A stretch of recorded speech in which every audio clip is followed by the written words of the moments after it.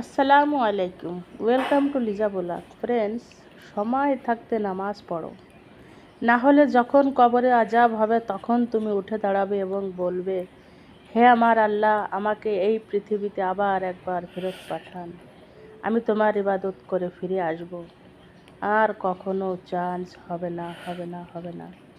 তাই সময় থাকতে ফ্রেন্ডস নামাজ পড়তে হবে।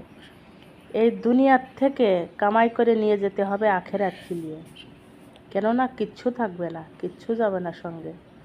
নামাজ, নামাজ, নামাজ। আমাদের হুজুর পাক সাল্লাল্লাহু আলাইহি সাল্লাম যখন চলে যাচ্ছিলেন দুনিয়ায় ছেড়ে, তখন বলে যাচ্ছিলেন, আমার উম্মতি নামাজ, নামাজ, নামাজ, তোমরা নামাজ পড়ো আমার উম্মতি, নামাজ। তাই আসুন আমরা সবাই মিলে নামাজ পড়ি। আমি ছোট ছোট ভিডিও করি আপনাদের সঙ্গে, এই জন্য আমার খুবই ভালো লাগে।